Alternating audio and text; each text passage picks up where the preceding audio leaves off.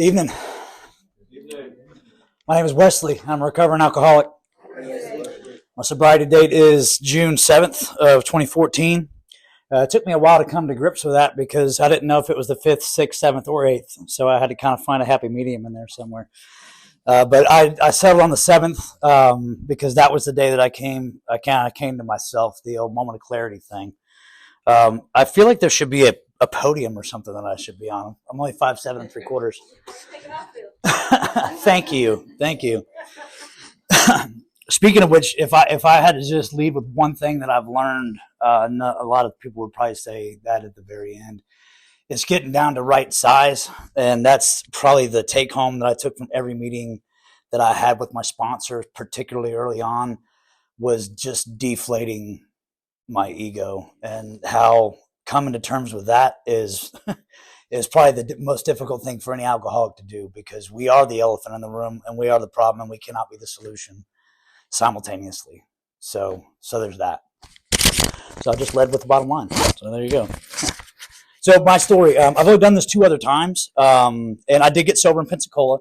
I'm from here though. I grew up in Niceville. I was born in Pensacola, but people ask me all the time, you're from Crestview. I'm like, well, I was born in Pensacola, grew up in Niceville. Does that count? And all the hardcore Crestuckians are like, I don't know. So there's that. So my belly button birthday is coming up in a week. I'm actually going to be 45 here on the 17th of January. But my sobriety birthday is really important because it's the only thing I can cling to some days, is that I know that I'm sober for that 24-hour period.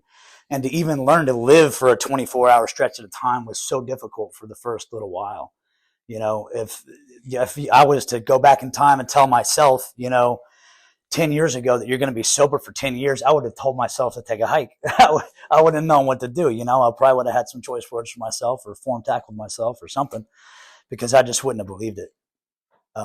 It is every one of these sayings, the cliches, the old timers things, man, they ring true. And it is, but for the grace of God go I, because without that, we don't have anything, because we can't do it by self-propulsion. I know I still try it some days. If I don't do the work that day, that means I'm self-propelling that day, and I will assuredly run aground. And that's just how it's going to go. So what I'll do is I'll just kind of go through the nuts and bolts. I basically just kind of scratched out over here. I even had something written down. It was kind of like flowery and stuff, and I just kind of wadded it up, and I was like, that sounds stupid. because you got it. This is a program of, if you guys don't know, if you think about the literature, the language of the heart, that some of the old timers probably know what I'm talking about. It's about getting honest with yourself, man, and that's really what it boils down to, And I didn't think for the longest time that I could stand up in front of anybody and tell anybody how to live, because that's not my job. I'm not here to tell anybody how to live, because I can't even tell me how to live most days. I have to have the program Alcoholics Anonymous. I do also go to Celebrate Recovery. I'm also involved with that, and I've gotten to a point in my recovery where I'm comfortable doing different things, but my bottom line is always going to be my problem with alcohol. It's always going to be Alcoholics Anonymous that got me sober. And it's that is my elephant in the room. That is my common denominator with you folks. And that's why everybody's here tonight, is that we admit that we're powerless over alcohol, and that our lives become unmanageable. And my life is absolutely unmanageable right now. I might feel like I've got it all together, but I know deep down, I am just a bad situation away from picking up another drink, but for the grace of God, I don't. So here we go. I was born in Pensacola, 1980. I'm not going to go through my entire childhood, but I had a pretty good childhood, man. My parents stayed together. I had families that had divorced parents, and I thought, what's wrong with me? Because my parents were still married. My parents were this was the 80s, man. Everybody's getting divorced. Why weren't my parents getting divorced? I thought I was the oddball. But kind of like my drinking, when I realized that the nature of my drinking didn't matter. It mattered that I set a goal to stop drinking, or not have as many drinks as I wanted to have that day, night, or whatever, and I could not stick to it. I would blow past it almost every time. And I would know how many beers were in my fridge at any point in time. And then I would not keep liquor in the house, because I thought, if I don't have liquor in the house, then I'm not an alcoholic. If I don't drink On the weekdays, I'm not an alcoholic. If I don't drink while the sun's still up, I'm not an alcoholic. Whatever. It's in the big book. It goes on and on and on and on. That whole section spoke to me because I tried every single one of those. I was like, oh man, since this guy did the same thing I did back in the 30s, and back in Prohibition, whatever, back when it really wasn't cool, those guys were the outlaws, man, Dr. Bill and Bob. Anyway, so I had a pretty good childhood, man. I didn't grow up in an alcoholic home. Dad didn't come home and beat me. Mom was like a scratch kitchen cook. She taught me I love to cook, man. That's probably one of my go-tos for recovery, is doing something positive, is being able to have a home field for my kids. And I have the miracle of being able to do that because of this program. I would not have my kids today if it was not for the program. So, and I'll come full circle on that. Anyway, so all I heard was from let's just say my dad specifically. I have a great relationship with my dad. I didn't hate my dad either. I was like, I'm not supposed to hate my dad. It's not supposed to be a thing. This is supposed to be a criteria. But that didn't matter because this was my story. It wasn't anybody else's story. I've since made amends with my dad for some of the stupid shit that I did. And I feel good about that. I feel good that we have this brotherhood now in adulthood.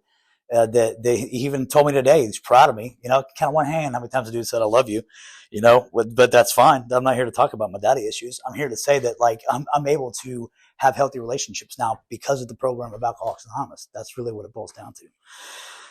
So, alcohol first came into my verbiage through other people. It was just talked about because of the destruction it had in other people's lives. And my dad always said, just take my word for it. I'm older than you and I have more experience. I hated that.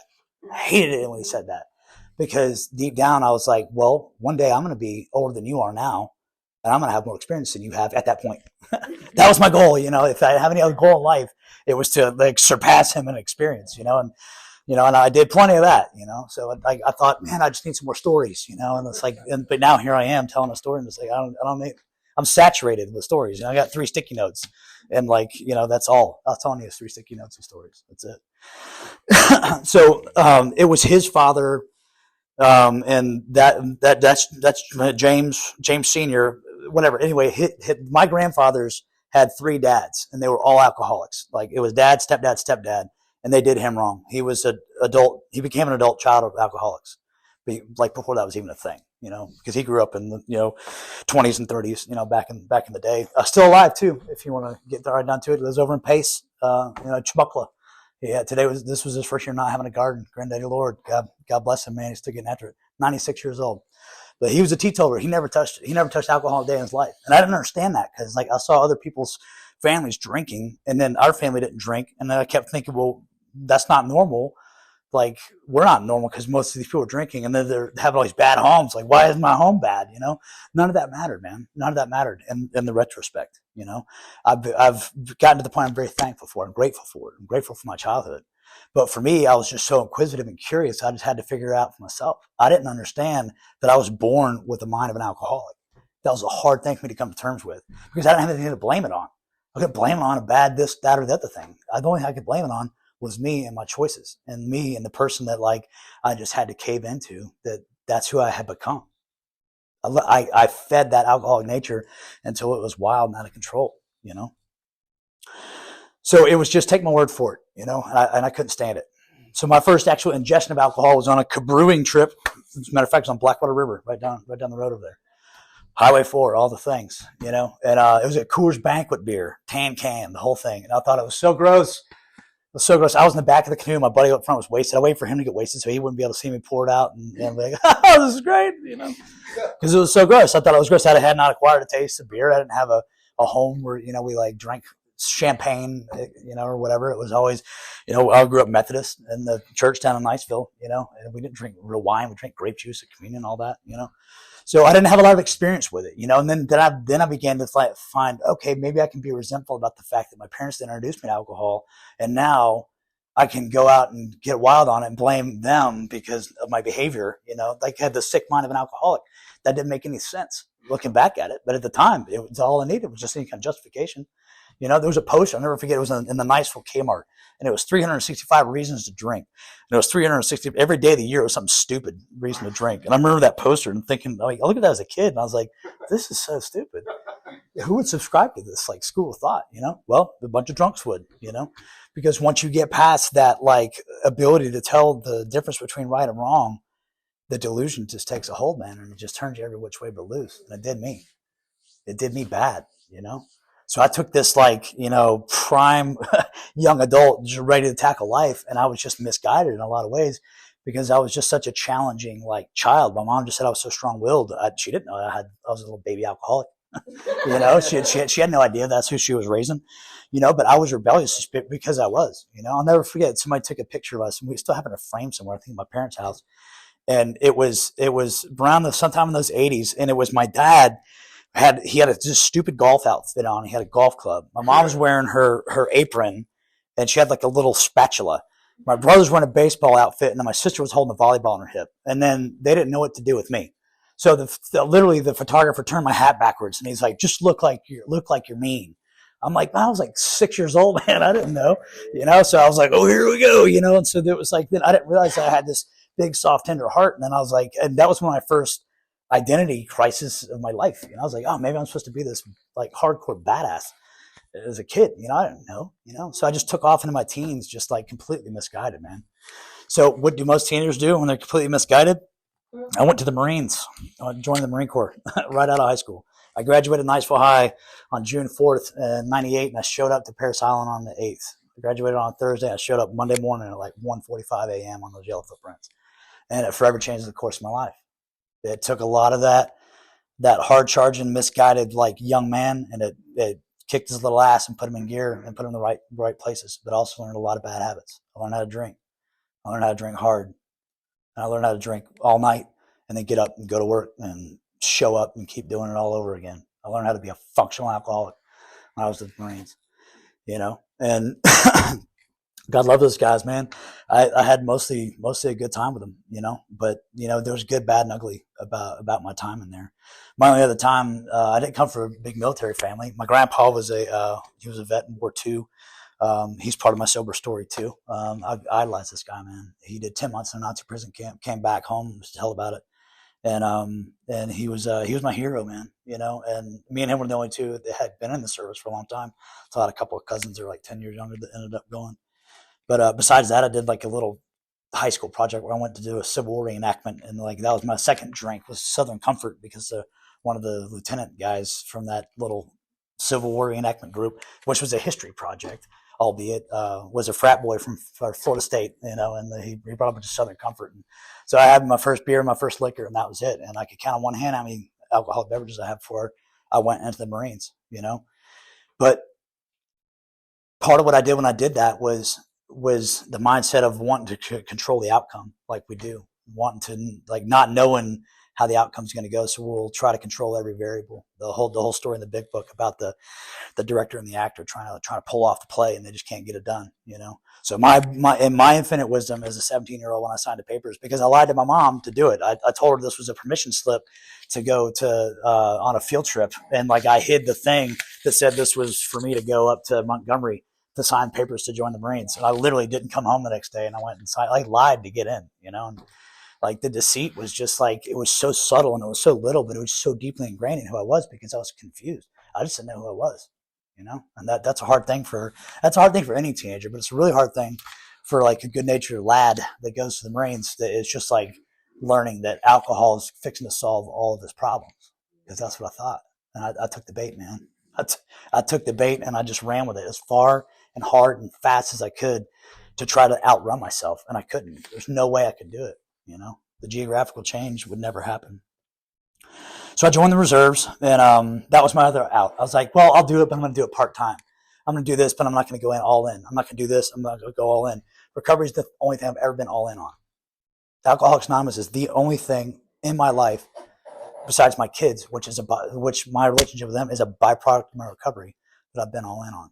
I didn't go in on the Marines. I joined the reserves. I was like, I'll go 1 week in a month to Mobile. I'll give you a little bit of my time, but not all of it. So what happened?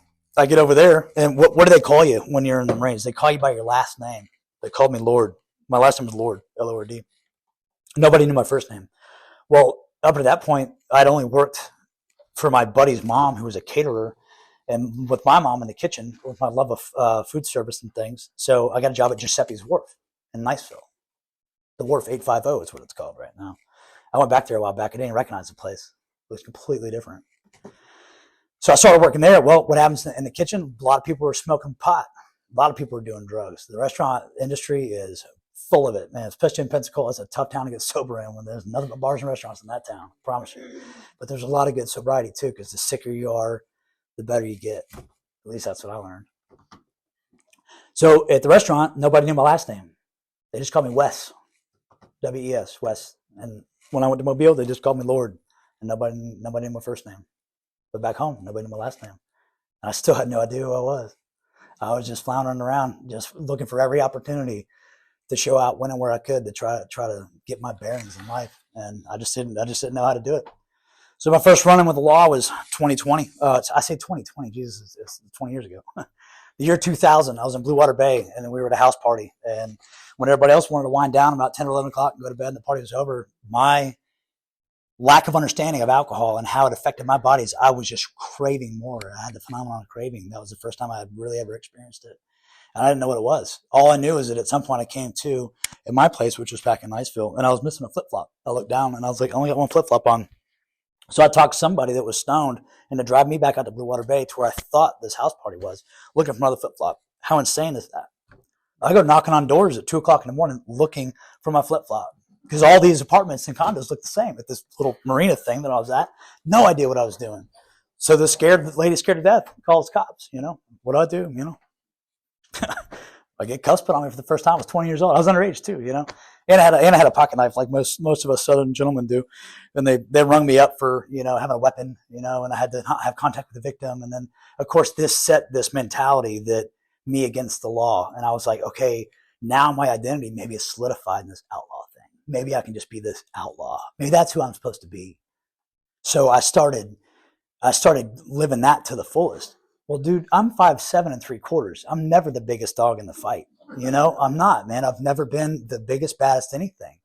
But I thought at 20 years old, like most of us, especially guys, dude, we're just going to take over the world, and you can't tell anybody nothing. You could tell me anything, I was just, and I just had to figure it out. But what I didn't know at the time was I was so desperate for like love and acceptance in the things that we all need and want and that we find in this program.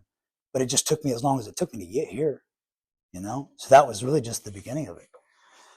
But I'm not here to tell a drunk log either. I'm just hitting the flash points, So that started my whole legal thing, And I don't know if anybody knows Mike Flowers. He's a circuit judge now in this area. He was a lawyer back then, and he was a friend of my father's from the church. And he hired him because he didn't want the good Lord name to be tainted in the community, And I was like, that's a good idea. So I went and met the guy, and he totally colored it like a lawyer would. He's like, oh yeah, you just went out and got drunk. That's what it sounds like, All we gotta do is this and this, go settle up with my secretary, and we'll get rid of this, like expunge it or whatever, And I'm like, oh, that sounds great, But then I was broke, at the time. So the total was it was like a bargain deal. I think I had to pay him like $800, and the whole thing would have gone away. Well, I think I had maybe 2 or 3, and I was like, I'm not giving this guy the rest of that money. I don't have any money, I'm not paying for that, So what ended up happening? I wasn't set up on the books. So whenever it was time for him to represent me in court, whenever it was time, he didn't go because I wasn't paid up. So what happened? I got put in contempt of court for not failure to appear. This whole sequence of events started. So unbeknownst to me, this whole thing is cooking, and my whole identity crisis is just coming full blown. So this is all before I'm 21. So I finally turned 21, and the first thing I do is just go to a bar, and sit there and order a beer because I can, literally bellied up to the bar like I can, And I thought, oh, I've arrived, like it talks about in the big book, the guy that out comes the house slippers, and he was dead within 6 months because he couldn't live that way anymore, but never mind the fact that I woke up in Alabama a couple of times because I missed my turn going to my parents' farm. They sold the house in Niceville and bought some property out in towards Deflating, and we still have that. It's in the family. But there's times I was driving blackout, and I was just drinking, just to drink, just to try to find myself in the bottle, and I was doing everything but. So, sorry about that. So again, it was a sequence of events, and the biggest other two flashpoints is that when I was 21, this was April of the year 2001, the year that the towers fell, but it was the spring of the 9/11 year. I was one of the guys in Panama City that fell off the hotel balcony. 5 stories. 5 stories. That's 50 feet. If you go to the tallest building in the town, it's like that doctor's office by the interstate. That's like 4. Go to the bottom of that and look up and think about another story up from that.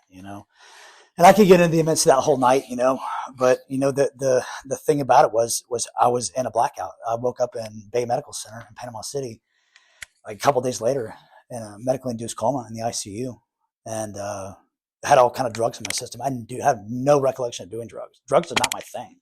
I don't remember because I was in a blackout. I remember some sensation of falling, and I remember everything just kind of like going black right towards the end of the night. And the miracle thing about that was, my buddy, which is a Marine friend of mine that I was out there visiting, was his crew anyway. I didn't even know anybody out there. Hence, my identity crisis just spiraling out of control.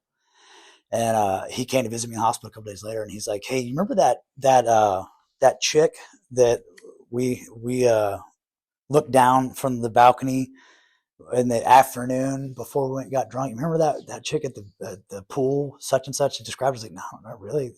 I guess he's like, she was like this really heavy set girl. We're making fat jokes. And I was like, "Oh man, I'm so sorry. That sounds so bad." He's like, "Look, man, she was an off-duty paramedic. She was the one that came and kept your airway like patent until the ambulance got there." And I was like broken, because I'm like, here I am making fun of a complete stranger, like a total asshole. And this is the person that I have no idea. I don't know that now. I can't possibly find that person, how to thank that person, or to do an amends for that person, like we do in the program. God's grace, man. Some dude came in. I'll never forget. Cowboy hat, boots, big old gut. And he says his name was Jim Seifert, and he represented Slade and Darnell Insurance Company that represented the hotel, because I didn't have insurance when this happened. The hotel had a clause where they would cover up to $10,000 of the bills. My bills were like $9,500. And he's like, fax all these to me, and we'll take care of it. Never saw Jim Seifert again a day in my life. I never saw one more bill from these guys a day in my life. But what happened there was I had a couple miracle things happen that I was completely oblivious to. And what did I do? As soon as I could walk again, I couldn't walk, man. I couldn't walk for at least 6 weeks. I was on a long road to recovery.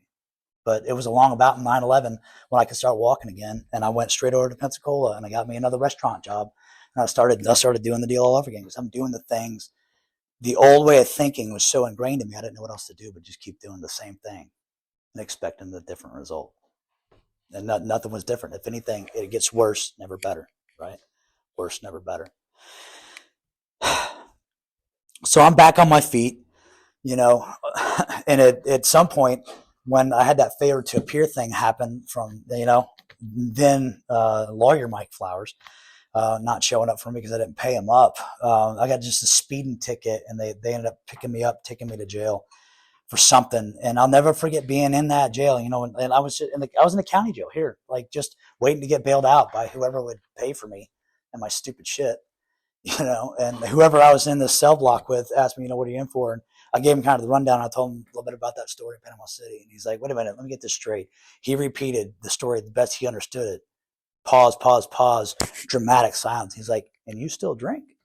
I'm like, yeah, of course, party on, man. Like another day above ground. How sick you have to be to continue down that path, but you don't have to hit any kind of rock bottom. Another lesson that I learned along the way is that the elevator gets off at every floor.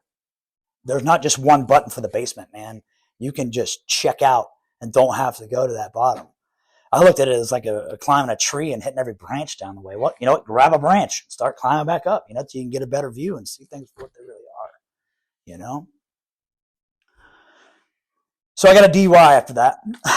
And I'll wrap up the drunk log here, because I basically can break down my story into 2 distinct halves. I drank for 15 years. So my first drink was in high school, about the time I was 17, 18 years old, and 26 was when I made my decision to change my ways, but I was still going to hang on to the drinking. So I was 24 when I got my DUI. I was in Pensacola, and I just had a buddy that was a bartender over there, and I just was getting schnockered. And I was actually driving over there 2 days ago to drop off something for my daughter, a pair of soccer pants, and I had to go to the Walmart on Mobile Highway, and I came out after I bought her a pair of soccer pants, and I was sitting there at the light, and I'm looking right across to this Denny's. I'm like, that's the parking lot where I got my DUI in 2004. 20 years ago, I got that DUI, man. And I know a lot of people have other stories, man. I got 15 DUIs, I did all this time, that wasn't my story, man. All I know is that was a serious wake up call for me, because then it was the legal stuff just got shoved into some serious business, and started getting threatened with some jail time and things like that. And I'm like, oh, well, shit, I don't want to do that, Party's over, I guess, Now I got to find a way to manage my drinking. Let's just find a way to manage that drinking, and we can just keep going, man. Let's just do it.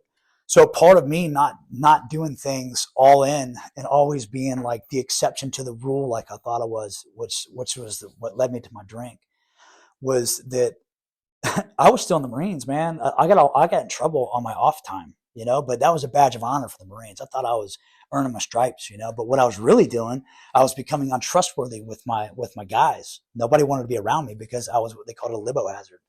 A hazard on liberty. You're somebody that nobody wants to be around because they can't control their liquor, and they get in trouble, And I mean, I was a happy drunk until I wasn't, And a lot of that unmanaged shit would come out, when I didn't want it to, and that was embarrassing, That was really embarrassing to wake up, and what you wanted to do is have that, like, what was that movie, Dude, Where's My Car? Where the guys wake up and don't know where the car is. It's like, oh, it's just funny. Where's my car? I wanted that version of the story.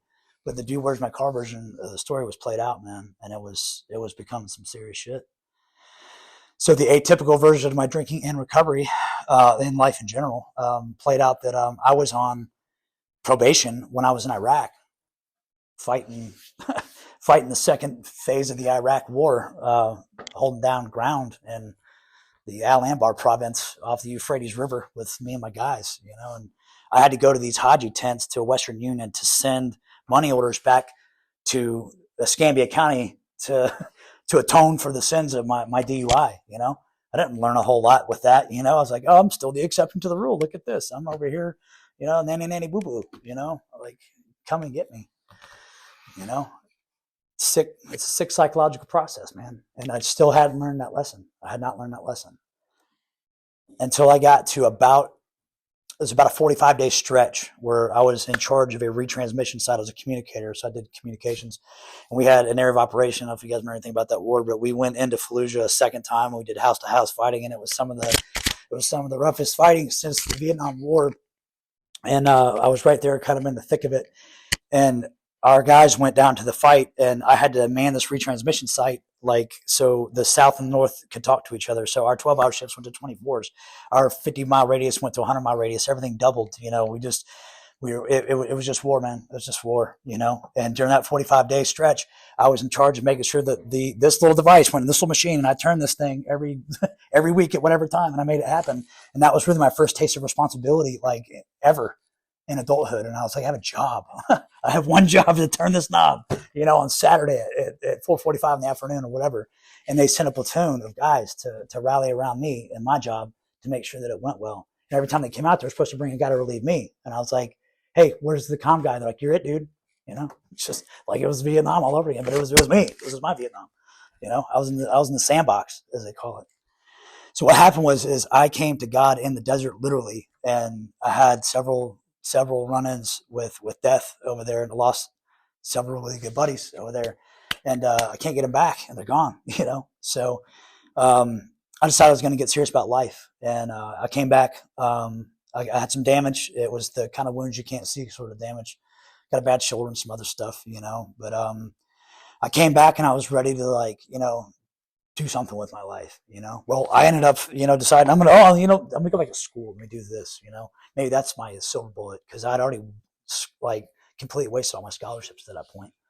So I ended up going up to Auburn, Alabama, and but I didn't have good enough grades to get in. I just thought I was going to walk into that university. Well, the admissions counselor at the University of Auburn said, son, this is your transcripts right here. And he did this little simple equation. He's like, you're going to need at least 3 or 4 straight semesters of straight A's before you get into my school. I recommend you go to this community college over here and you get your credits up.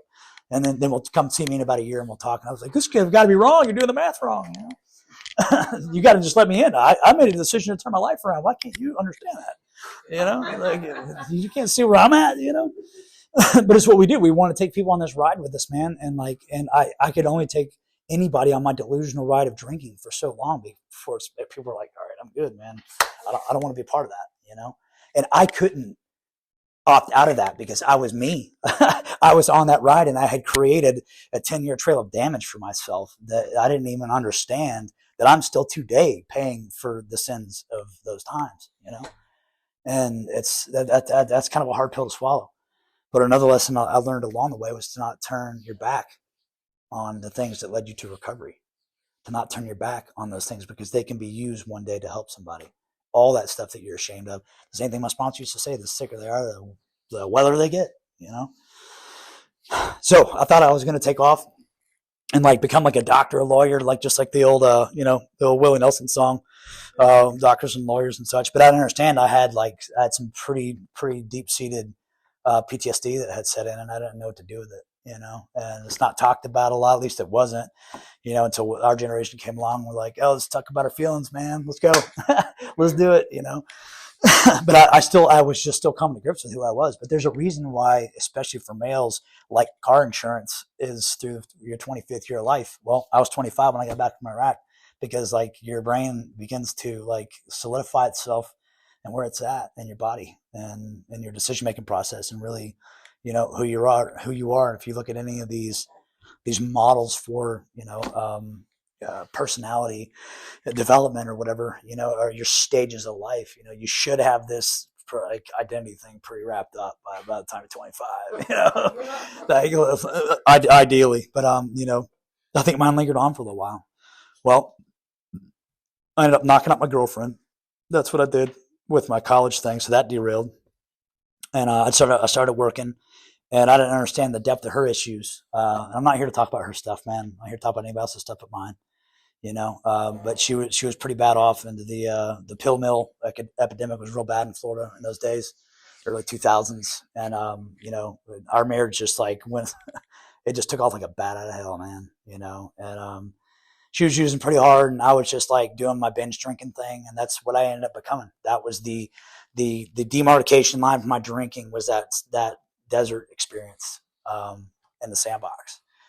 And the second half of my drinking was more characterized by like little mini bouts and bursts of I'm going to just go out and just get really, really, really tied on this weekend, you know, because I'm doing good over here. So let me go over here and just like mess some things up because things are getting too nice over here. I just can't have things be nice, you know, they got to be messy.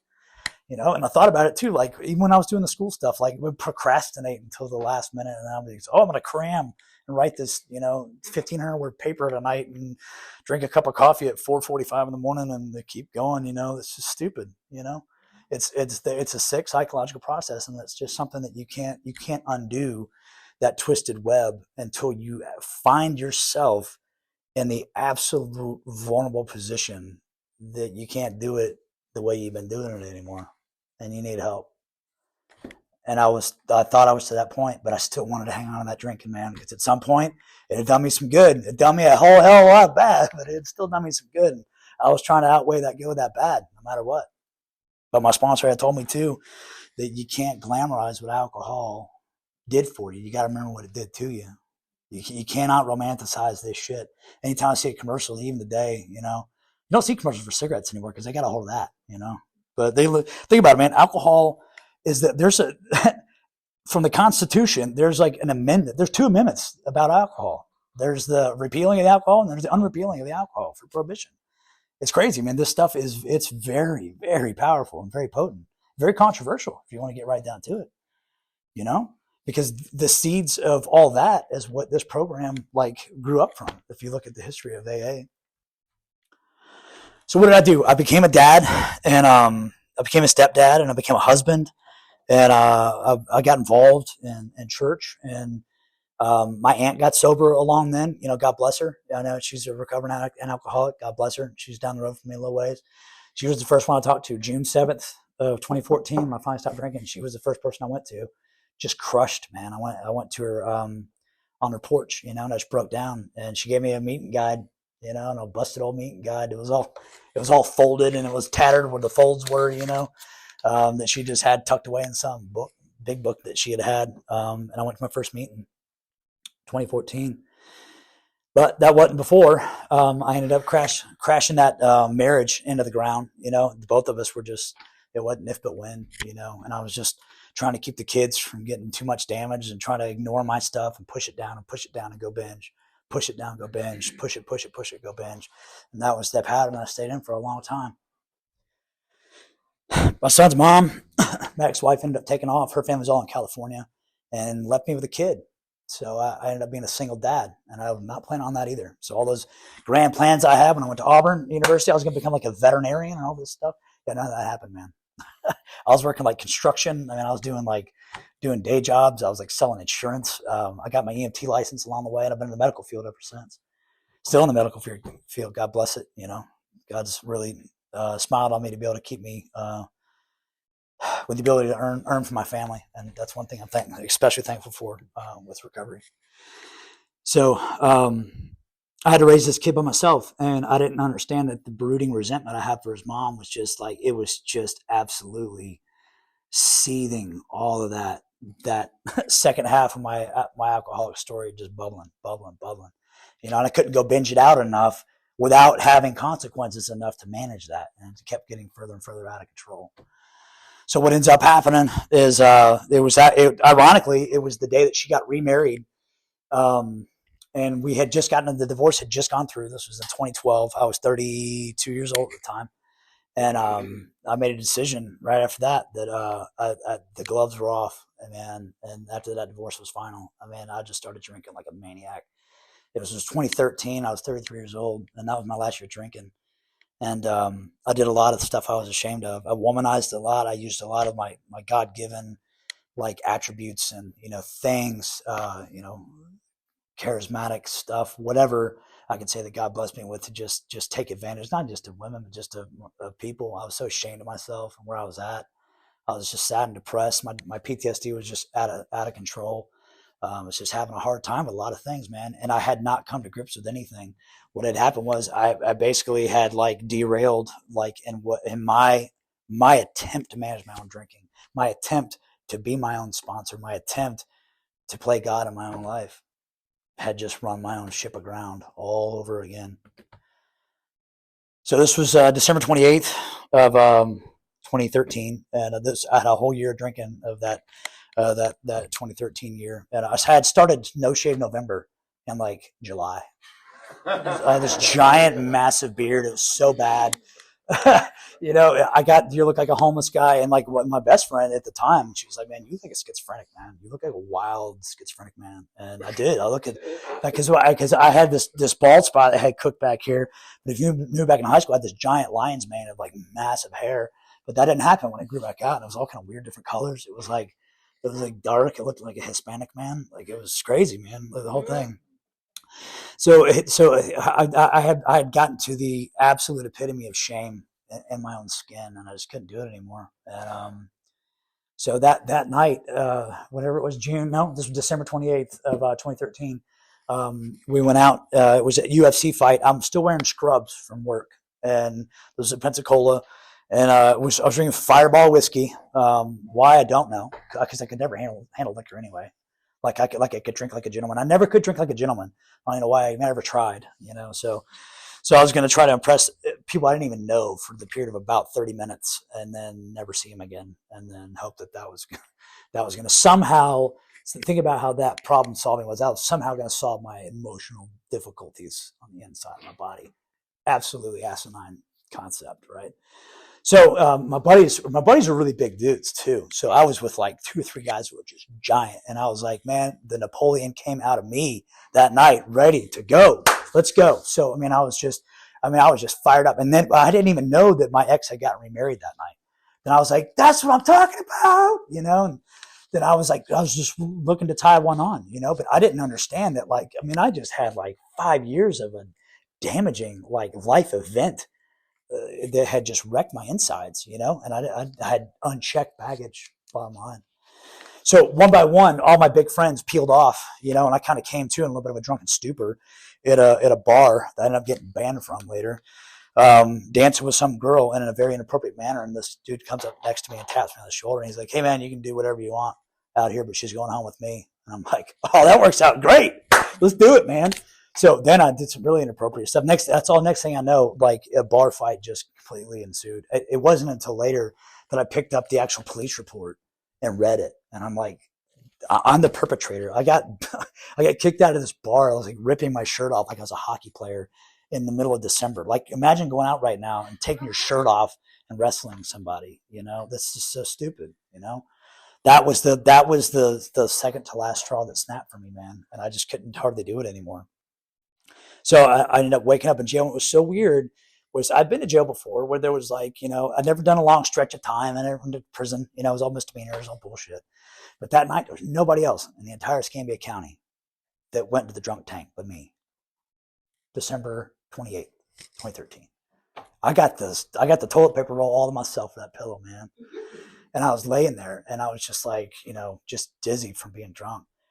And I just remember talking to God and be like, I guess this is it, man. I guess this is my bottom.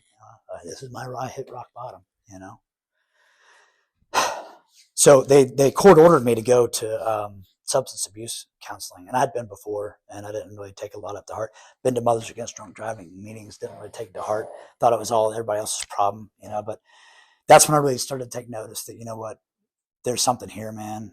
And like the the more logical part of myself basically just like grabbed me by the lapel, and just shook me and said, "Dude, you got to get it together, man." The sober me showed up and kicked my own ass. There's a Jim Carrey movie where he actually does that, where he like kicks his own ass in the movie. I think it was kind of like that.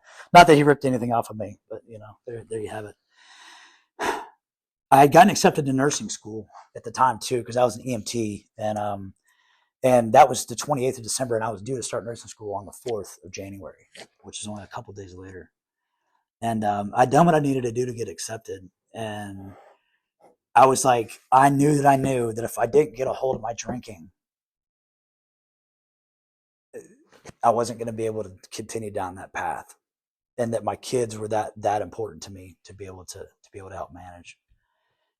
Kid at the time, my daughter wasn't born yet. My son was about 7 years old.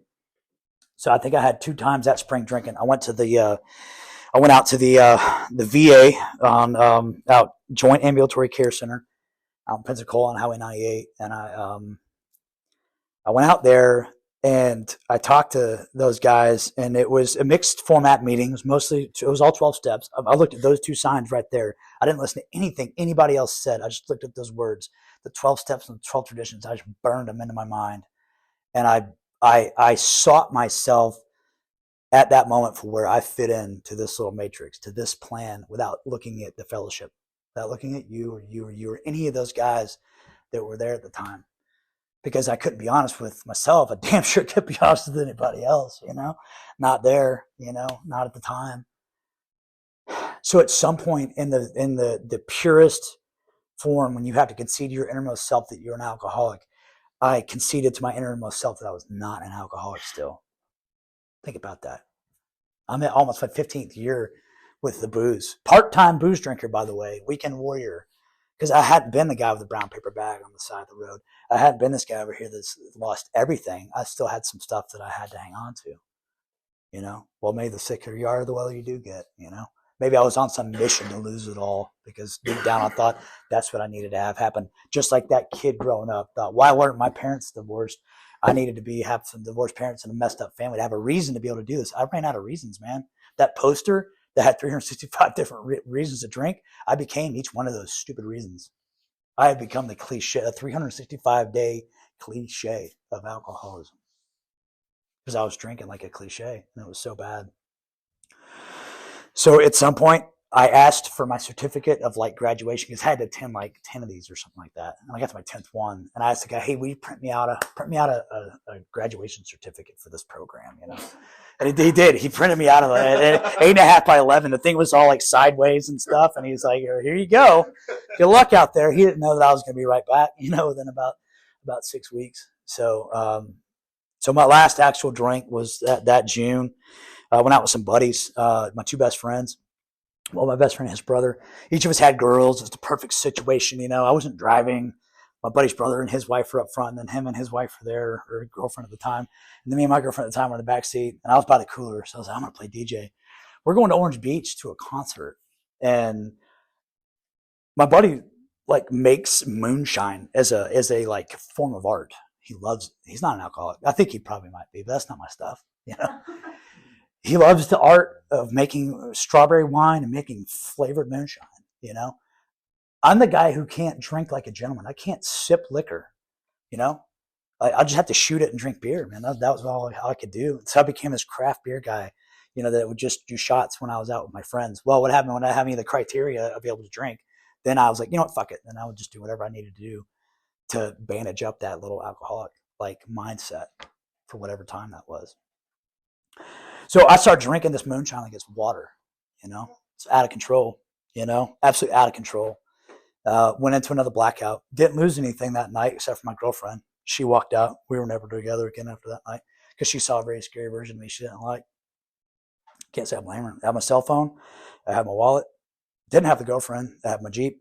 Still had my apartment. I had my job. And my kid was with my parents. And he didn't know anything that I was doing. But I had a rip in my jeans and I had a scrape on my knee from wrestling my buddy's brother at the floor of Bama like we were a couple frat boys. I was 33 at the time. Come on. So my kid ends up being the kind of the catalyst for this whole thing.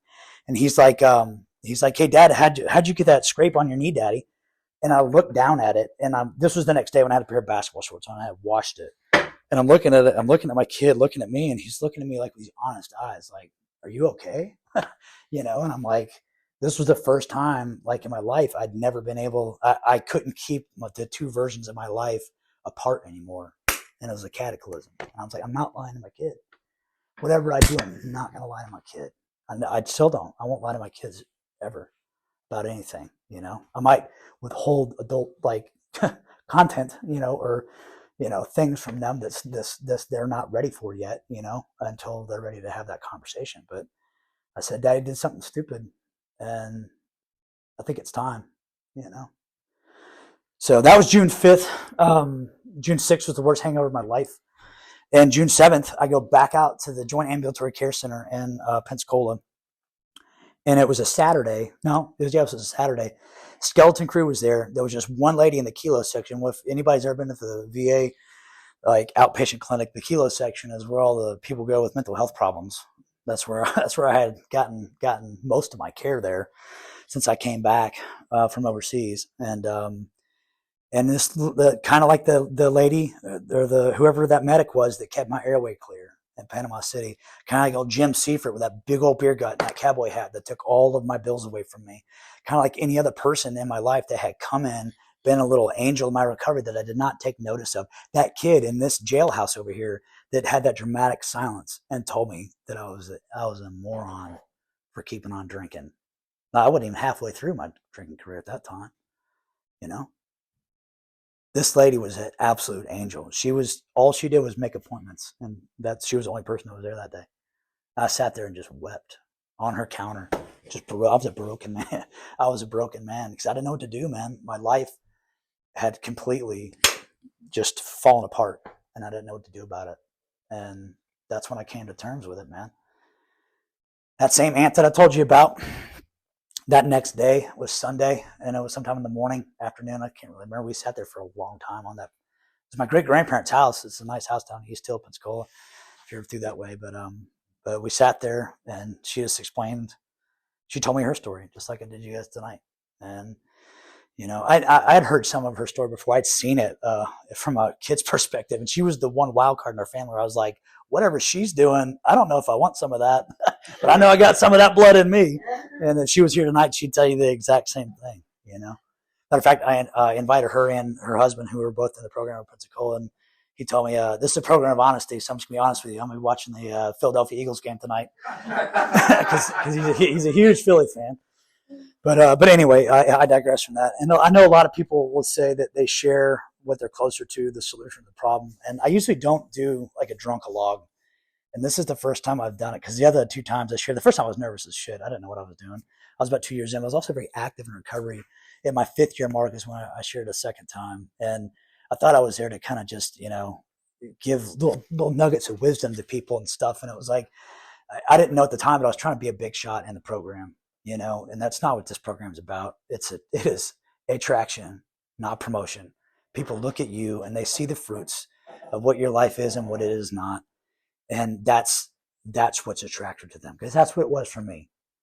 June 8th, 2014 is when I walked to my first meeting in Pensacola, and I ended up being what do you call it? What do you call it, Brian? When you're not the chair, but the leader of the group, not the second, no, the one when you go to area assembly and the GSR. Thank you. So I was the GSR for like a year and a half. There, I got to go to area assembly. I got really involved in recovery. I was taking meetings into the jailhouse in Pensacola. I was volunteering at the church with my kid. Thought I was doing all the right things, So most of the miracles that have happened in my life didn't happen like necessarily along the way that saved me from myself and saved me from the cataclysms of death. It was in recovery itself. Because when my grandpa died, he died that beginning of 2013 when I set out. Within 2 weeks, my divorce was final from that toxic 5-year stretch of my life and my mixed up mental status from it all and from my experiences to date. And my grandpa died, who was my absolute hero. I mean, talk about a guy who did 10 months in a Nazi prison camp, came home to tell about it. He was an architect that built half the town of Pensacola. Me and my brother idolized this guy growing up, and it was like Superman died, and the difference in him passing and me just launching into that 2013 year drinking like I had no tomorrow. And then fast forward to 2017 when my mom died and I did not drink. And if there is not any greater miracle, it's that right there. Because my mom was an absolute saint, patron saint. Her memorial was at the Niceville Methodist Church down there, Cross Point, they call it now. And it was literally standing room only. And they had 7 preachers lined up. And she explicitly said, I don't want any preaching. I just want singing, And it was such a beautiful thing, man. And I didn't get angry about it. I got heartbroken. And I still carry that with me.